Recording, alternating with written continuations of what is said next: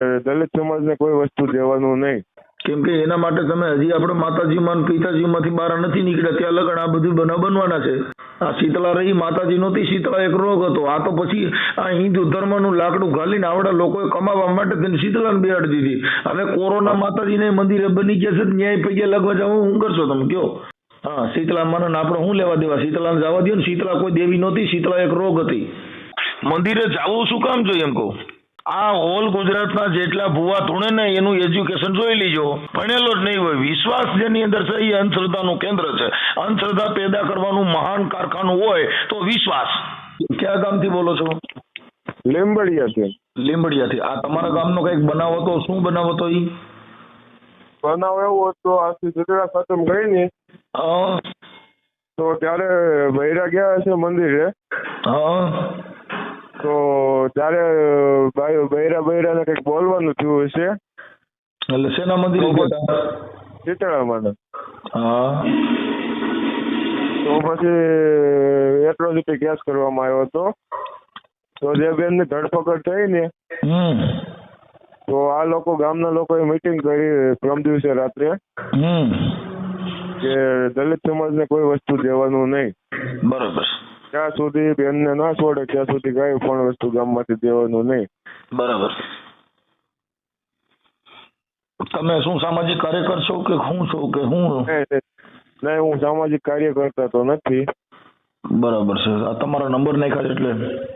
હા હા, એટલે ભાઈએ મારો નંબર નાખ્યો હતો. કોણે નાખ્યો આ નંબર? કોણે નાખ્યો? સુભાષભાઈ તો ના, ભાઈ પાલનપુરના હતા. બરાબર છે. હવે તમે જે શીતળામાના મંદિરે શું લેવા ગયા હતા? અમે નહોતા ગયા, બૈરા બધા ગયા હતા. બાયુ પણ શું લેવા ગયા હતી? ના, એને કઈક આ બધી અંધશ્રદ્ધામાં હોય ને હજી તો. તો અંધશ્રદ્ધામાં હોય તો ખોટે ખોટું આપણે શું કામ જ્ઞાતિવાદ ફેલાવા દેવો જોઈએ? શીતળામાને બધી માતાજીઓને તડકે મૂકો ને તમારું શું જરૂર છે? જરૂર તો નથી, પણ જે અત્યારની જનરેશન છે કોઈ નથી જતું, પણ આની પહેલાની જનરેશન છે એ બધા જાતા હોય ને આની પહેલાના. ભાઈ હું એમ કઉ છું કે એની પહેલાના જાતા હોય કે જે જતા હોય, પણ આપણે એની માટે તો તમારે જાગૃતતા ફેલાવી જોઈએ. હા, કેમ નહીં? કેમ કે એના માટે તમે હજી આપણે માતાજીમાં પિતાજીમાંથી બહાર નથી નીકળ્યા ત્યાં લગન આ બધું બનવાના છે.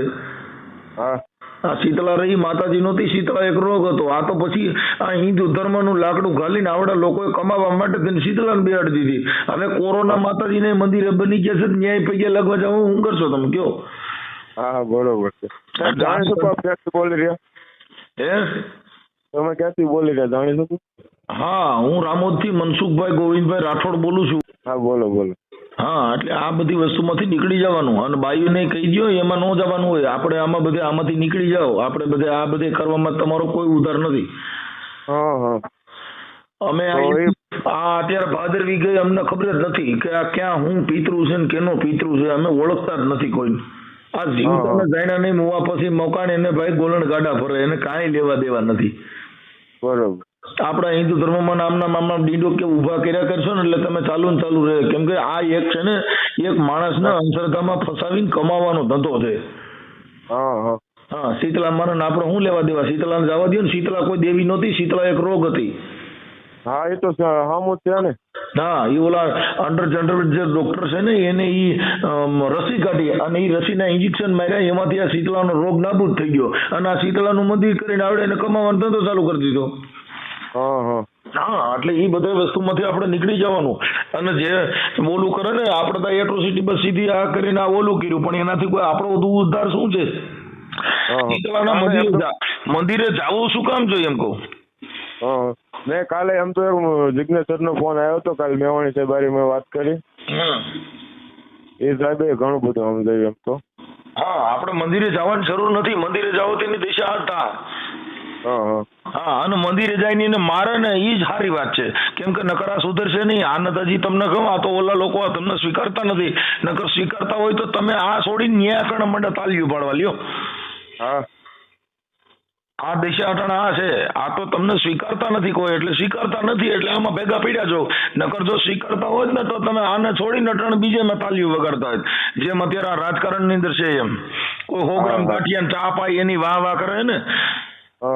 હા આ રાજકારણમાં શું છે, હમણાં ચૂંટણી આવશે એટલે બધાને પોણી ચા ને ગાંઠિયા ખવડાવશે એટલે એને વાહ રાતે સવારે ઉઠીને એટલે પણ બહુ ગાંઠિયા ખવડાવ્યો. કેમ કે આ સમાજ જગત છે ને, આ જગતની અંદર રાજકારણમાં બધી સમાજની અંદર ચા ને ગાંઠિયા ખવડાવીને આવડે ને જલસા કરાવ્યા. કોઈના ઘરે કોઈએ કરિયાણું નાખી નથી દીધું મારા ભાઈ, બધા દુઃખી છે. ભલે જે હોય તે, પણ હવે આપણે એમાં મંદિરમાં ન જવું. ના પાકું સાહેબ. બરાબર. આપણે મંદિરની એની જરૂર જ નથી, આપણે એક કહેવાનું. હા આપણે શીતળાને આપણે શું લેવા દેવા, શીતળાને છોડો ને. હું તો એમ કહું છું કે આપણે અમારે લીંબડિયા ગામમાં બાબા સાહેબ ડોક્ટર બાબા સાહેબ આંબેડકરનું સ્ટેચ્યુ છે, કઈ પ્રોબ્લેમ ક્યાંય પ્રોગ્રામ કરવો હોય તો ત્યાં કરો. હા અરે પ્રોગ્રામ થાય તો પ્રોગ્રામ કરવો કે ઈ કરવું ઈ પણ એટલું બધું આપણે નથી જરૂરી માનતા કે ભાઈ તમે પ્રોગ્રામ કરો આ કરો, પણ તમે જે આ તો પછી બહુ નો લેવાતો હોય. સમાજની અંદર એક જ મેસેજ ફેલાવો છો કે અત્યારે શિક્ષણ પાછળ દોડ દિયો તમે. જે તમારા બાળકો ભણ્યા નહીં ને તો બધા ભૂવા ભરાડા થાય, ભણશે નહીં તો શીતળાને પગે લાગશે.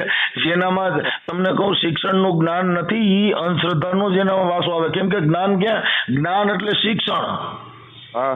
ભણ્યા નથી તો એને કરવાનું શું? બરોબર છે. આ ઓલ ગુજરાતના જેટલા ભૂવા ધૂણે ને એનું એજ્યુકેશન જોઈ લીજો, ભણેલો જ નહીં હોય. વિશ્વાસ જેની અંદર છે એ અંધશ્રદ્ધાનું કેન્દ્ર છે.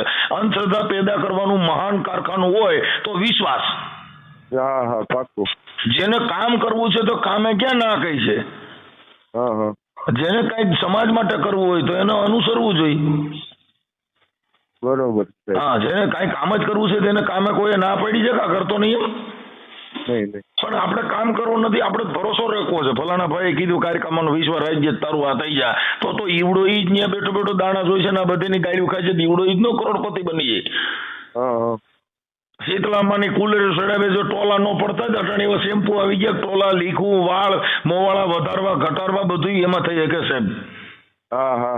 અટાણે કોઈ વસ્તુ અત્યારે વિજ્ઞાન ટેકનોલોજી એટલા બધા સિસ્ટમ કાઢી છે કે તમે જે માંગો એ મળી જાય ભાઈ. મળી જાય. હા હવે અટાણા શીતળાને પૈયા લાગવા જતા ને ઓળી નીકળતા ને ફલાણું નીકળતા બધું બેન થઈ ગયું અટાણા. એ બધું ખોટું જ છે, એ તો આપણે એટલે ઈ બહેનો નહીં ભેગું કરી અને એને કહી દો કે આ નહીં કરવાનું. એવું લાગે ને તો હું મારી છોકરી બે આવશું, અમારી છોકરી જયભીમમાં છે, એ આમાં ક્યાંય માનતા જ નથી અમારા આખા ઘરમાંથી. એવું લાગશે તમે આવશું ને તમારી ચક્કર લગાડી જશું. પાકું સાહેબ આવી જાય. રિંગ કરશે ભાઈ. જય ભીમ. જય ભીમ.